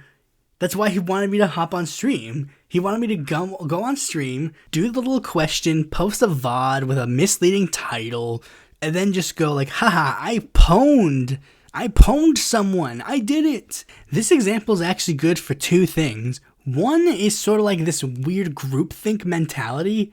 As I said before, you know, you got people, they're like in particular crowds, and in these crowds, you have to like parrot the line. You have to say what they think you have to say. Because it's like, after like a year of knowing and Kaino, it's just like, oh, like, and things are like completely fine. One day it's just like, just, okay, I guess literally saying history is factually incorrect for them. Wait, you don't agree with me 100% and think every single person in the Germany that was born in the 30s and 40s was inherently an evil monster? I guess you're a Nazi then. And then also, again, the fakeness of the brand. It's like, the brand just has to do the thing. You know, he's got to make the spectacle, got to do the drama debates and whatever. It's not even just that. Like, sometimes people will act all buddy-buddy with you and then just dip. Like, no drama whatsoever. They just dip. It's like, usually it's fine, but it's just like, it also comes from just, again, the same DM group that's like doing drama and whatever. They'll follow you for the drama, and then when the drama don't come, they don't like what you do, and then they just disappear and whatever. Like, literally, when I left all those DM groups because I wasn't a fan of the drama, once I left, half of the people that were in the DM groups that followed me, they just stopped following me immediately. And then others just stopped interacting with me altogether because what they needed was another voice in their mob. That's what they needed. They needed another voice to like and retweet and share the little drama sphere or whatever. That's what they needed. And when I wasn't going to serve that surface anymore, they didn't need me anymore. Like, even though they cry about like, oh, we need more lefty creators that are like good and not like these crazy grifters. It's like, you've been following me for half a year.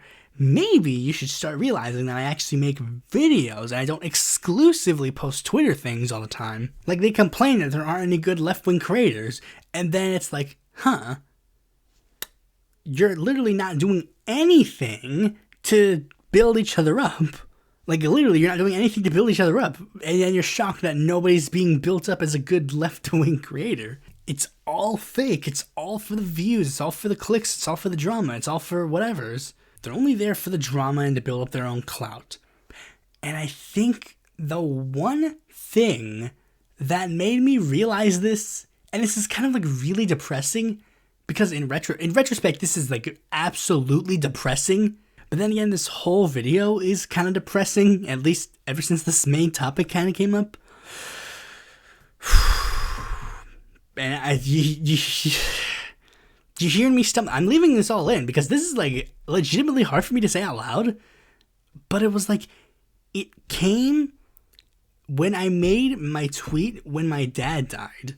Like, I thought like I had built up this like little like group of people that I could like turn to in this hour of need.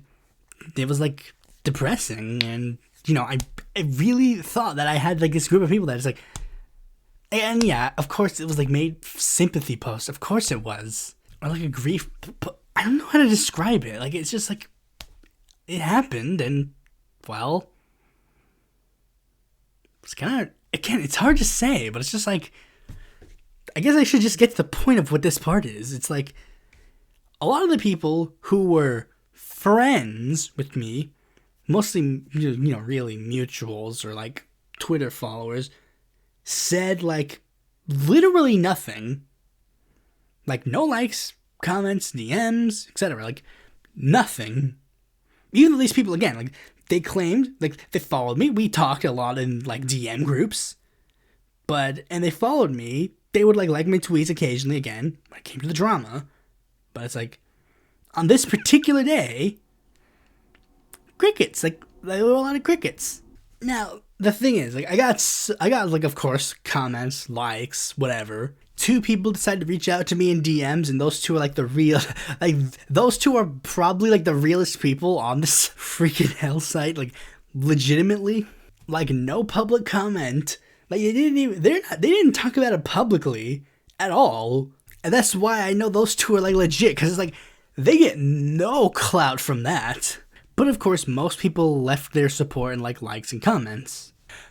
But one thing, and this is something that this is the thing that kind of made me start to think, I started thinking, like, truly the ulterior motives. Even though I knew that a lot of, like, things like this sort of can come from ulterior motives. But it's just, like, I noticed that a couple of the replies had more than 1 like. Now, you might say, what's the issue? This might come off like a little petty at first, but bear with me as I explain.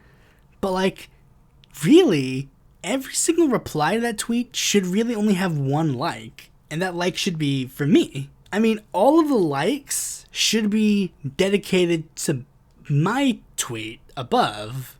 But it's like, again, like, at first it's like, you think nothing of it, like, whatever. Sometimes people will, like, try to, like, maybe they want the notification of that happy message to be sent to you. Okay, fine. Fair. But one thing that kind of made me, like, weary at first was, like, I was pretty sure some people liked some of the replies, but didn't like my actual tweet. And that kind of came off as, like, weird. But in retrospect, I could be misremembering, or maybe whatever. Like, I mean, shock of all shocks, it was a pretty tragic day, and Twitter wasn't really the first thing on my mind. But then came one person. I didn't think about it at the time, but then afterwards, I started thinking, I'm like, something's not quite right. If you go to the tweet, it lists 25 replies, but only like 18 or so show up. That's because some of the accounts got deleted after replying to the tweet. But there was one person who replied to the tweet that you might have heard of. They used to go by the name Socialist Frank, but now they also go by like the bad Frank, the Frank Tank, whatever. Socialist Frank, again, like, they go by a lot of names, but they're like, you know them. They're like a prominent like Twitter poster, like the socialist leftist sphere. Now, it was strange at the time, and a little bit afterwards, because I had never interacted with Socialist Frank. In fact, we never engaged at all. Like, I think I tried to engage with them a little bit, but again, like, he never followed me. I didn't follow him.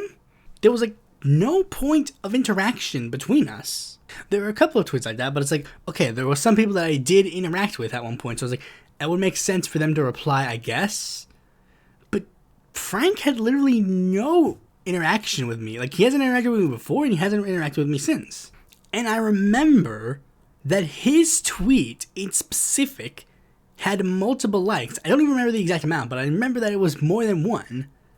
And it was more than, like there's another reply on there that has like 5 likes. It was somewhere around like those numbers.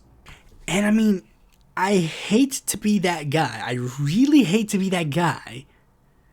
But I legitimately cannot see any other explanation for this. Like, it's pretty obvious because with some of the people that I know that were in, like, certain DM groups with each other, it's like, obviously, some of them might have seen the tweet and then sent it in their DM groups and then basically said, like, send condolences or whatever.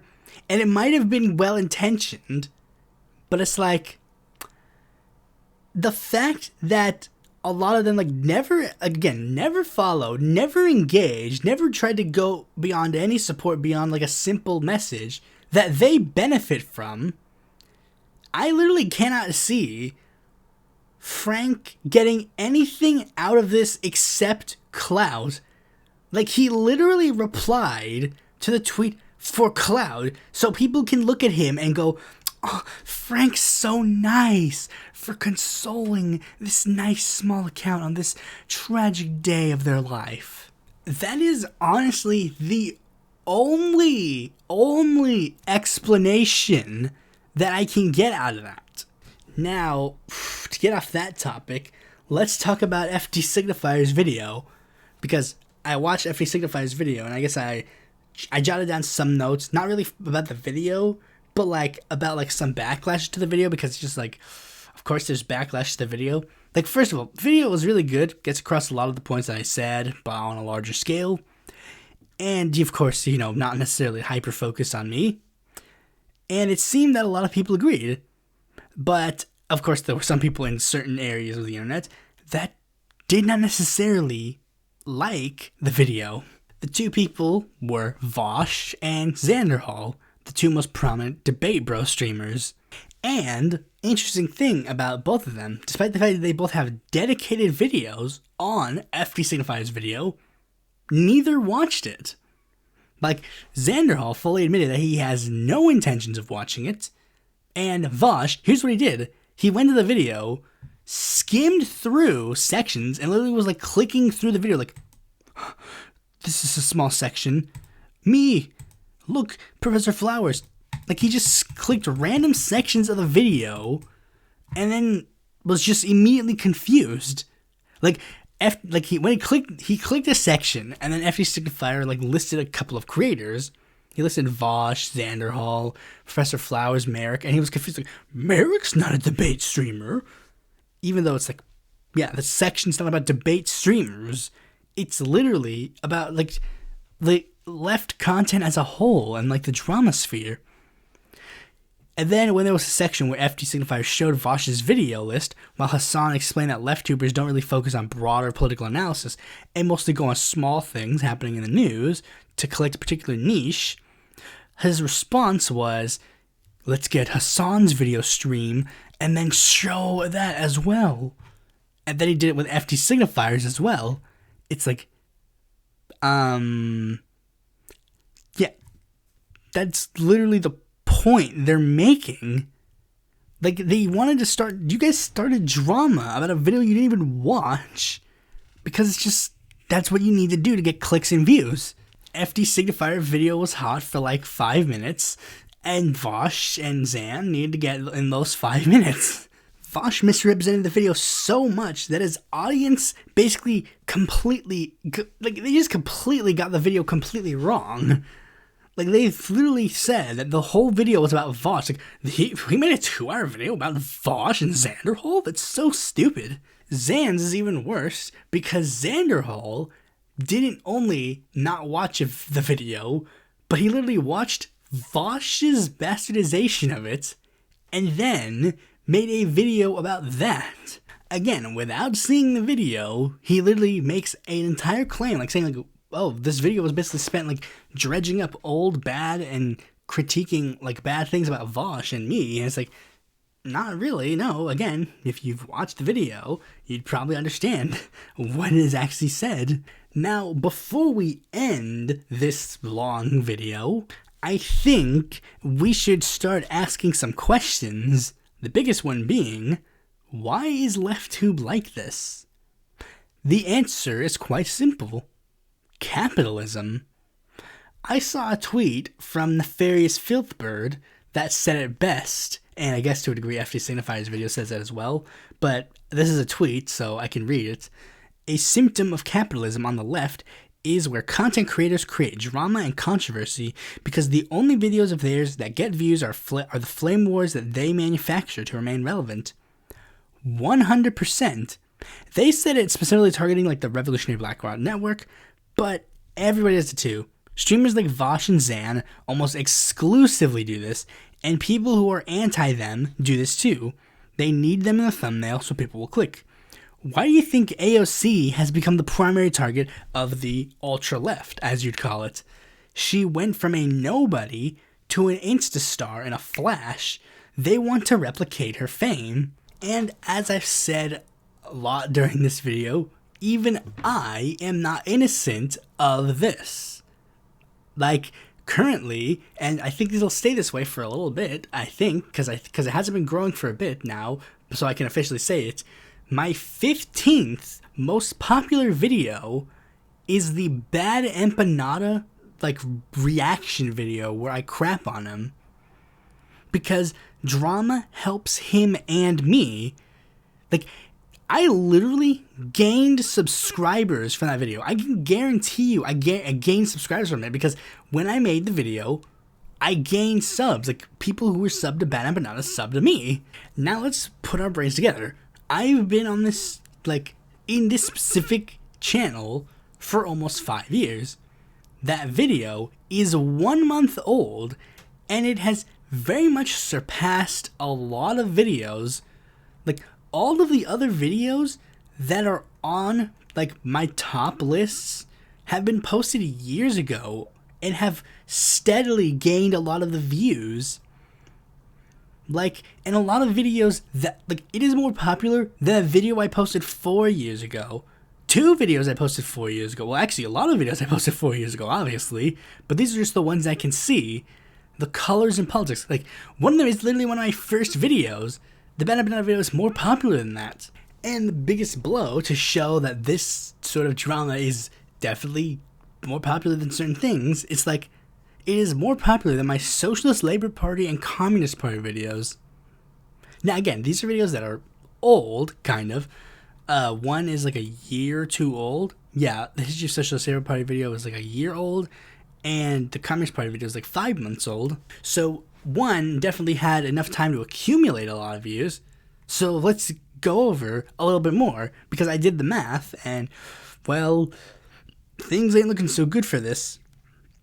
The Socialist Labor Party video began being written on March 31st of 2020, at least on my end, because this one was like technically a collab between me and Sunflower Socialist. But like, I first started writing it at least on March 31st, 2020, ending the writing on February 3rd, 2021. I would then upload the video on May 19th, 2021. This was like a little bit before it like premiered. I mean, actually a lot of it before it premiered, but I uploaded it on that day. That's when production officially stopped. Like, I officially stopped working on it. A generous estimation of the work time for the video would be a year, a month, and 20 days. Now, of course, again, that's generous. I wasn't working on the video every day that whole time period. But again, generous, just to show numbers. The Communist Party USA video began being written on September 19th, 2020, and ended being written on February 25th, 2022. It would be uploaded on August 15th, 2022, like a little under a month before it would premiere. The rough amount of time that I worked on that would be a year, 10 month, and 28 days. The Bad Empanada reaction video? Like, I mean, you look at the timestamp on the video, it's pretty much as much time as I spent on it. You know, like, that amount of time recording it, like 55 minutes, around the same time to export. You know, at most generous amount that I could give is that I spent like 2 hours technically working on the video. But again, even though it's like technically, it's not really working on it. Like, I mean, really, the 55 minutes that I spent recording it is the work, really. And maybe, like, you can add, like, a minute or two to, like, edit. Because I cut like the little bit of the beginning and I cut a little bit of the end. But like again, like, and I had to like write a title, I guess. But again, videos I spent like literally year on, or something I crapped out in like a couple of minutes. And a similar thing would happen with like tweets. Like I would like, there was one tweet that blew up that was just like insane. It was a tweet where I posted like pictures of the Patreons of like the 3 most prominent like left-wing creators. And like literally, it would be like a stupid joke or like a something, like an expensive, like a random left-tuber, and it would literally blow up like insane. But of course, I've been spending a lot of time, you know, looking at everybody else and pointing out like it's their fault for X or it's their fault for Y or blah blah blah. But this of course has also led to a bit of self-reflection and actions upon to me, like all the drama I participated up to Twitter on this point, and I even went so far as to ask, is my thoughts on series basically just more fuel for the drama sphere? And I was like thinking, just like, is this what I want to do? Like, is this drama and this like whatever, is this what I want to do? Like, back to Brian. Brian is a 50-year-old man who spends his day arguing with people who literally just turned 18. Is that the life that I want to be? Is that literally what I want to do? No. I'd literally commit suicide if my life went to that point. And it's, again, not even a joke or gag. Like, I've literally thought about that during, like, online arguments when I was younger. I mentioned it a bit before in a podcast, not so subtly hiding it.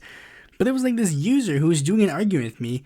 And I literally thought to myself, just like, if this is the life I'm living, then what the fuck is the point of it? And please don't give me, like, the freaking, like, BS in the comment section, like, oh, I'm so sad for you, so blah blah blah. Like, bro, I've been like depression posting for like a while now. Not my fault you guys aren't paying attention to me. And you don't have to worry, like, I'm not in any immediate danger. I'm literally in a room with 3 knives for like hours upon end. If I wanted to KMS, I would have done it at this point. Thank you, atheism. And the last thing I could say is like, what will I do / can do to like fix things? Well, the first thing that would be obvious would be to try and cut out drama completely. Since Twitter is dying and basically all the Twitter people that have associated with me have basically dipped, this is going to be relatively easy. I'm out of all the DM groups. I'm free. I can speak my mind. I don't really mind and care what these people say. So there's nothing else to do. Plus, Twitter's just dying anyway, so it's like, cool, I can kick a social media addiction. I've gotten the suggestion by some people to, like, take a break or, like, leave the YouTube altogether. But, not gonna lie, saying that to me is basically the equivalent of saying for me to shove this in my own eye. Intentionally hyperbolic, I know, but it's like, it's really, like, the YouTube channel is really the small amount of joy that I get out of this world. Especially since this is basically all that I have, that's like all me. But don't worry, like, I take the breaks. Usually, like, why do you think the videos are bi-weekly now? So I have some time to relax, especially if I finish a video early. And it allows me to pursue other things that could come up, you know, like employment and used to be school, you know. I try to keep a somewhat healthy work flow, like work, whatever environment, whatever it is. Work-life balance is the term. You know, I try to do that enough. And the last one that was a suggestion that I thought of was, if the Thoughts on series is contributing to the drama, then maybe I should just stop doing it. I thought about it for a bit, but I decided against it. Because the Thoughts on series, it doesn't matter what everyone else thinks the Thoughts on series is. Like, oh, the Thoughts on series is me, like shitting on like some random internet creator and like being negative, when it's not always that. Sometimes it could be an incredibly positive experience. It just so happens that sometimes I have thoughts on people that are not so nice, and I talk about the thoughts that I have about them that are not so nice, but I'll try to counteract it with some positive ones here and there. Like, this is the one that I teased at the beginning. The one creator that I'm sub to that I didn't mention before is the one who is going to be the dedicated, like, the next thoughts on Second Thought. That one is going to be next week's podcast. But one of the biggest things I want to say is just, truly, for the most part, I just want to be done with the drama. Like, the drama is over. Like, I don't really want to talk about any of the drama spheres and whatever, and I know that there's been some hyperbolic words that I said here and there, and I hope that you don't look at me differently based on some of the words that I said. But, you know, this is just a good, like, venting episode, I guess. Among Us. Yeah, we got our lol random humor back at it again.